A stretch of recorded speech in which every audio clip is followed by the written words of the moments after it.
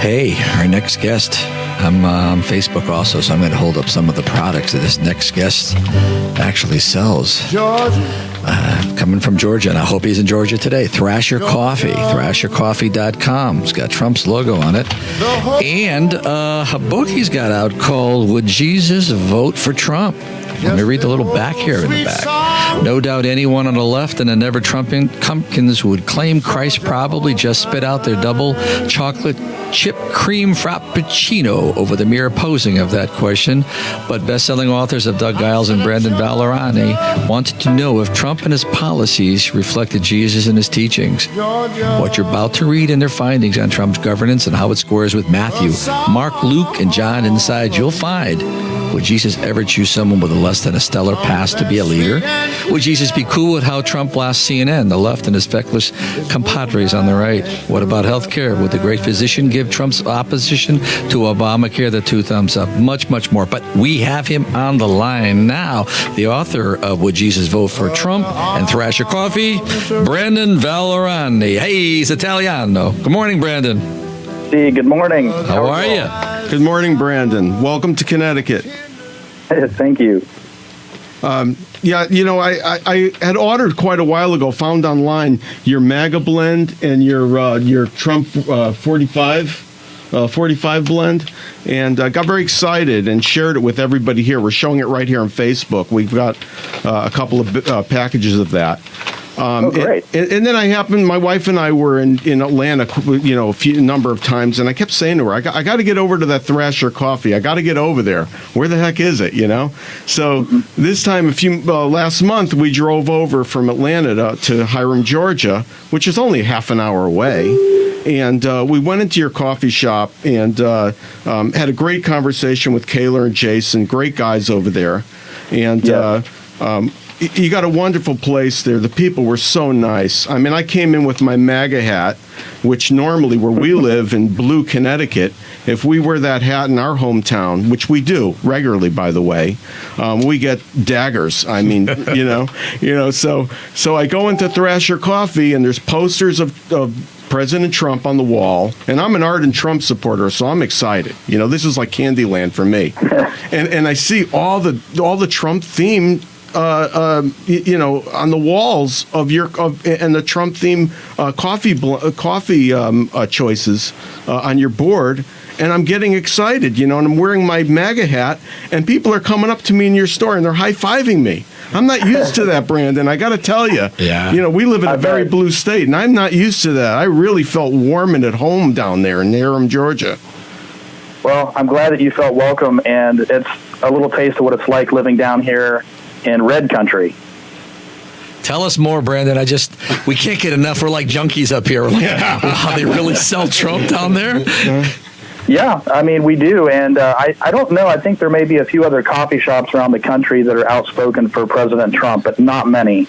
The vast majority are either neutral or far left, as you can imagine. I got to tell you, Brandon. I'm sorry, but I got to tell you. Okay.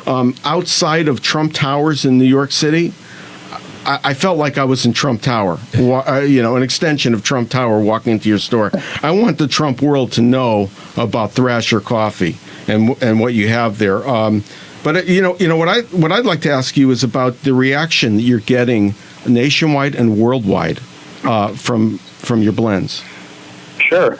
Well, we weren't always promoting Trump coffee. We originally started as just a regular boutique coffee business. I had been doing political work for a good 10 years before we decided to make this.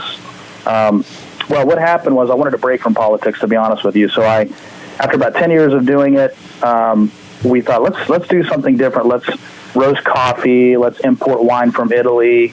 Let's import some Nicaraguan cigars, and let's just live the good life. Let's put politics aside. And it was a nice little break, but as great as the products were, what we learned is that if you don't I had a mentor that said, if you don't repel, you can't sell. And that really it was very counterintuitive to me, because I thought, I want to appeal to everybody. I just want to make a great coffee that everybody wants to buy.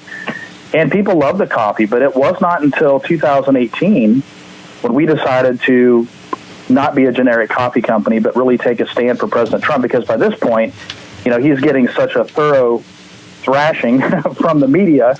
We thought somebody's got to stand up and support our president. And so that's what we did. And at first, the reaction from the left was hate. They came to our Facebook page. We had a lot of negative press about us. We had people come to our Facebook page and Google page who had never even tried our coffee and gave us 1 star just because we were conservative.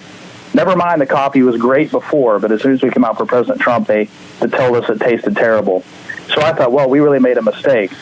Nope, we didn't, because once the conservatives found out about us and what the liberals were doing to our ratings, our sales skyrocketed. So my mentor's advice, if you don't repel, you can't sell, is true. And since then, Thrasher Coffee has been selling really millions of dollars of coffee online. The little coffee shop is just the tip of the iceberg. Most of our business is online. Well, that's amazing to watch. Seth brought these bags of pounds of coffee, I don't know, a few months ago to my house, and we're going to use these as props, he said. I said, for what?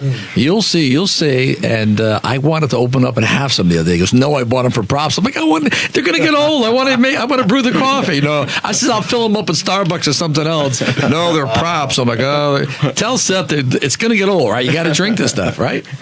Absolutely. And there's plenty more where that came from. There you go. We'll be ordering some more, Brandon. Send a box. We're going to see if we can get some small coffee shop somewhere to offer this up here in this blue. I can't really say Connecticut is blue. It really isn't, believe it or not. It's just our Republicans in our state. We're always Rockefeller Republicans, and they kind of compromise and work with the other side. A lot of them are wealthy people, and so what ended up happening, it's been happening for 20 years here, the Republicans won't fight. They won't stand up, and now they definitely won't stand with the president. So there's no choice, and we have 1 million people who don't vote because they are sick and tired of seeing same old Democrat or Republican. We could always been red. We could be red now, but it's our party. I hate to say it, but it is a weak Republican Party in Connecticut. That's and there's some great people. Some are right in the room right now with us, RTC members. But we have been fighting. So maybe we get this coffee out in Coventry, Matt. What do you think? I could sell it for sure. Yeah, we're going to start being a hub up here. We'll get a distribution going for you because I appreciate that. There's such a cry. I think the president got 42% of the vote with the Republicans against him in Connecticut, and so he needed 6% more to take Connecticut from Hillary, and she would have come down 6. So it's not what you think. At least in some of these states up here. But maybe the coffee, maybe you're right. Maybe we just stick it in their face, the coffee. And I like the packaging. Hey, the stick it in their face blend. Seth's got a bunch more. You got a whole list of questions to ask. Well, here. There's the deplorable blends I noticed that we don't have that we need to get.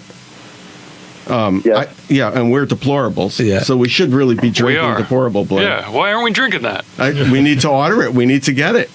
So that's. Well, I'd be happy to send you all some. We'll pay for it. We'll pay freight. We'll pay freight. We're deal makers up here. How do you think we survive with Democrats controlling everything? We got to make deals to stay afloat. So let's get some more questions for you over here. We wrote out a whole bunch of interesting. Brandon, I've been reading. I purchased this book at your store.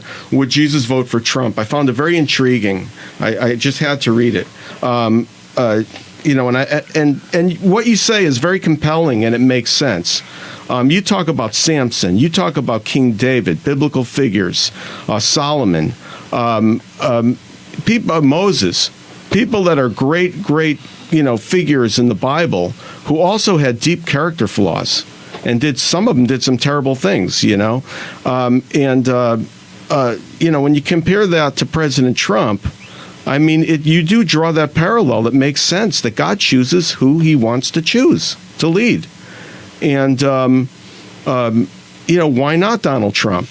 After you analyze the stories of these other great men, why not Donald Trump? Maybe, he's not perfect, but so what? He's the perfect man for the job. So I find your book very, very compelling. I have not finished it yet, but I'm really enjoying the read. And the book again's name is Would Jesus Vote for Trump? Yeah, and on the front, I'll show this on Facebook Live. Hold that up. It's President Trump fist bumping Jesus. Yeah, Which it's like the Sistine Chapel Right, ceiling. right, You know, when right. God is touching Adam, well, we've got Trump fist bumping. Fist bumping. They're not. Yeah, that's brilliant, you know. Thank you. And it's good because of the coronavirus. You know, it's really good that they're fist bumping and not shaking hands. You know, Right? That was smart. Right. You were ahead of the curve there, Brandon. Yeah, I saw it coming. Yeah. So, Brandon, can you tell us a little more about? I know you've got another book here that I have that your Liz mailed me, which I really appreciate. The Wolves and the Mandolin. I have not gotten into that book yet. I'm looking forward to it. So you're got a few books that you've authored, but can you tell us more about Would Jesus Vote for Trump? I mean, elaborate a little bit. Yeah, I'd be glad to. Well, first of all, I have to mention that this book was co-written by Doug Giles. And if you haven't had Doug on your show, you really need to, because this guy will entertain you all. I really highly recommend to get him on the show. In fact, he is the one that wrote this particular chapter about Samson and David and these other biblical leaders. But let me step back for a minute and just say a couple of things. The artwork that you saw in our coffee shop is all original, and it was painted by Doug Giles. So he's an artist. Doug and I have been working together since 2012, and we were taking a hunting trip. I want to say it was the fall of 18, and Doug is a big cigar aficionado, as am I, and so we're taking a drive to this hunting camp. And I said, Doug, how far is it to the hunting camp? And he measures all of his trips in cigars, and he says, well, it's a 3-cigar trip. So he's blazing cigars. We're rolling down the road, heading to the Texas Hill Country. And I said, hey, Doug, I've got this idea for a book. He said, I do too.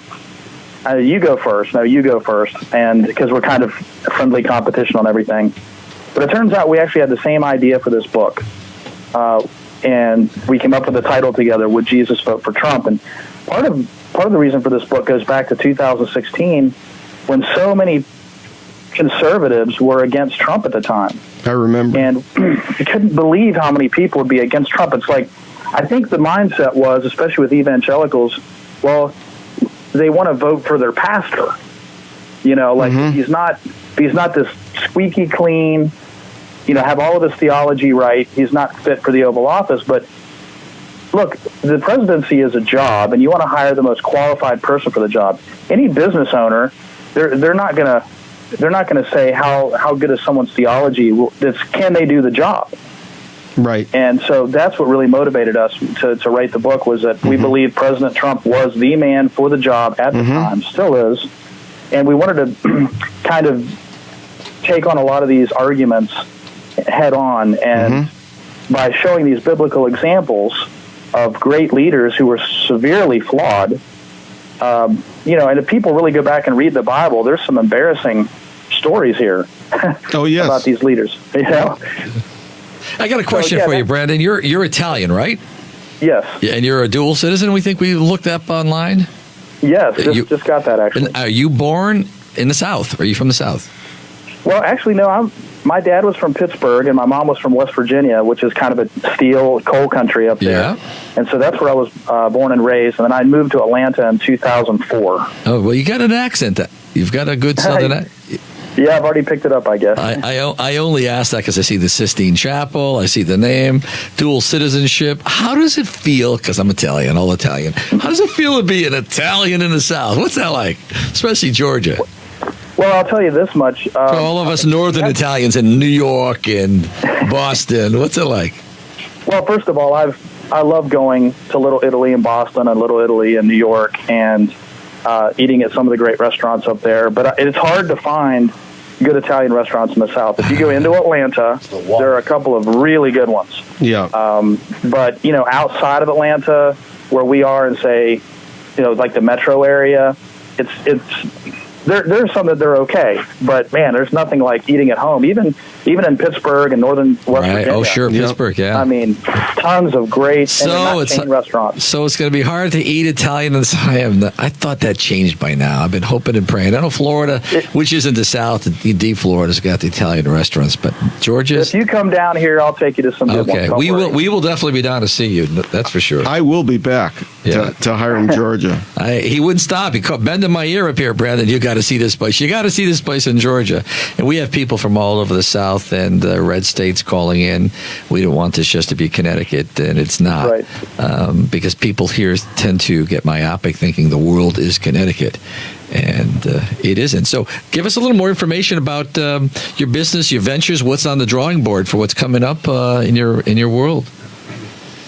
Good question. So I'll tell you something that I haven't really shared before, but it's the big tech is really hard on conservatives in the media. So we've been running conservative websites for many years. Our main website now is flagandcross.com. You can check out conservative news there. We also have an online store that sells Trump 2020 hats and some great gear for the upcoming election. Does quite well, but we have to constantly fight against Facebook and Twitter and Google, who are really hell-bent on censoring conservative media. So the fact that we're actually still talking about this, because after Trump won in 2016, that was the best year we'd ever had.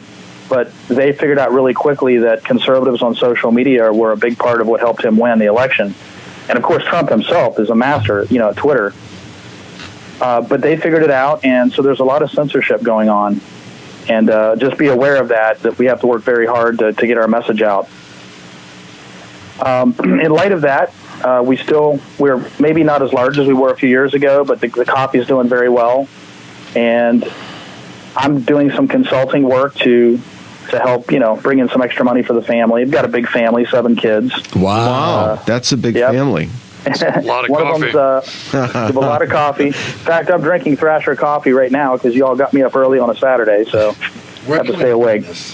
But yeah, my daughter's got a 3rd grandchild on the way for us, so we're very blessed. And as you mentioned, I've got my dual citizenship with Italy. I just got that. It's very exciting. I've still got some family there, and I was planning on heading back next month, but it looks like that won't be happening for obvious reasons. Yeah, that's the next thing I wanted to get into, Brandon, is I know you've got a close connection with Italy, and I read an email that I got from Thrasher Coffee where you're talking about your take on the coronavirus, and it's very, I resonate with your view on it. Can you share with us your view on this? Because it's captivating everything here, everywhere. Yeah.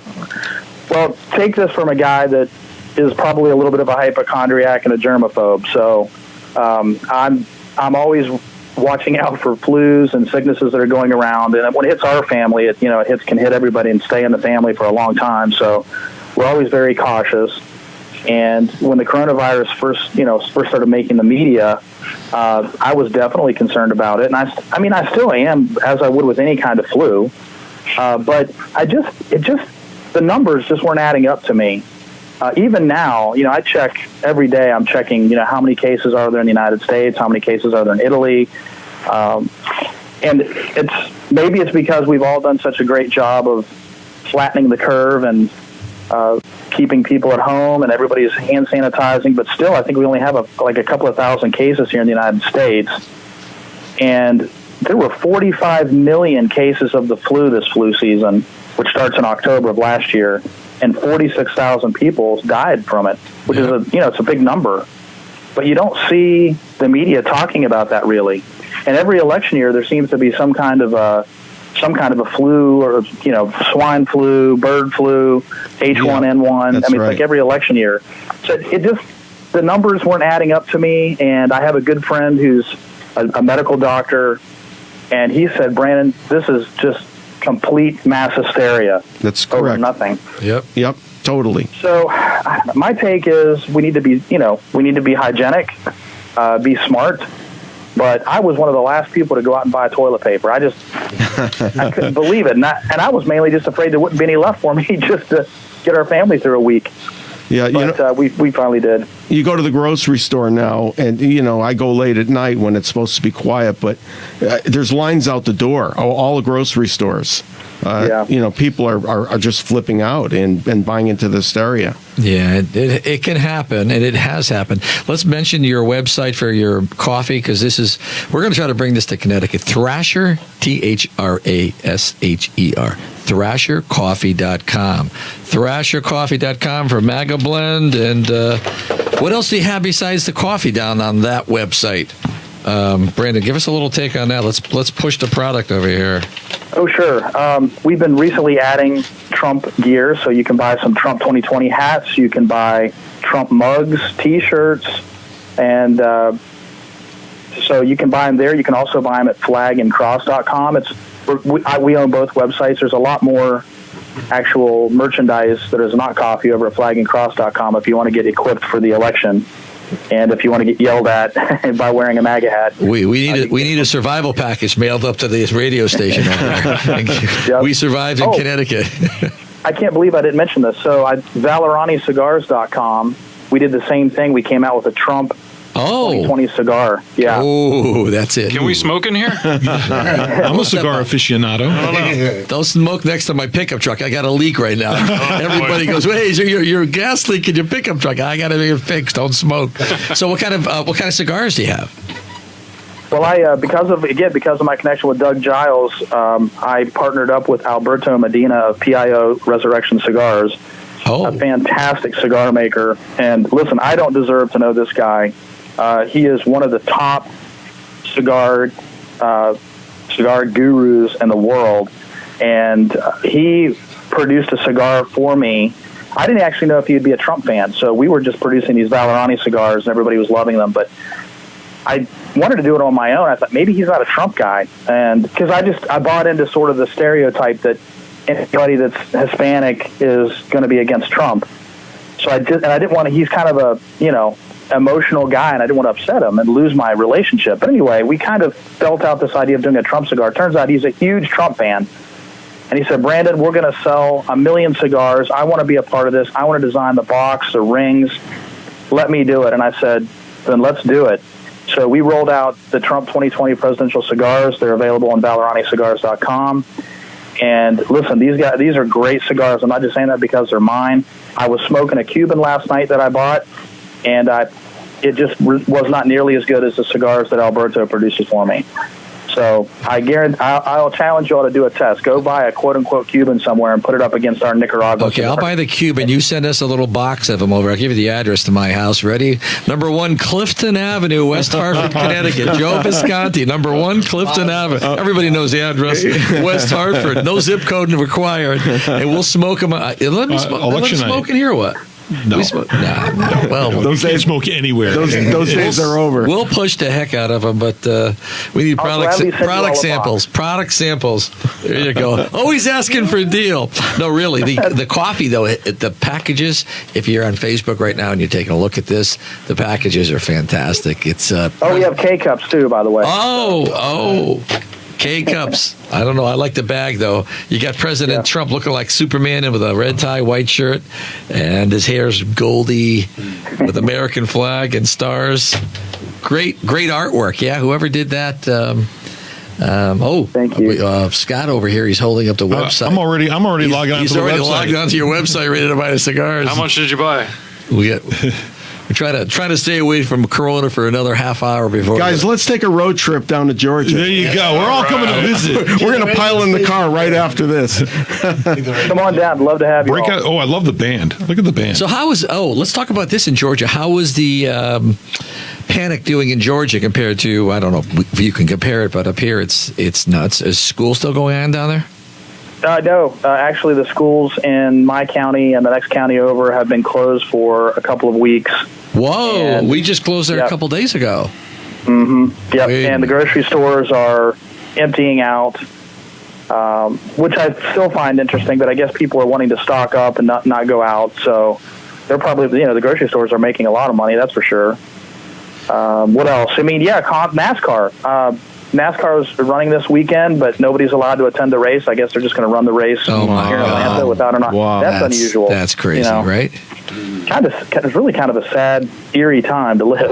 Yeah. I never seen this before in my lifetime. Yeah, Oh. Brandon, we're going to have you on again, and we're running out of time on this segment, but thank you so much for coming from Georgia, and Seth, I'm sure, will be in touch with you. I will. Quicker than I will. He's been all over me with this. Yeah, we're going to get Doug on, too. Yeah, get Doug on, and please come and see us in Georgia. We'll roll out the red carpet and we take sure you guys will. out to some great cigar bars. Thank you so much for being on. God bless you, and God bless Georgia. God bless you all. Thank you.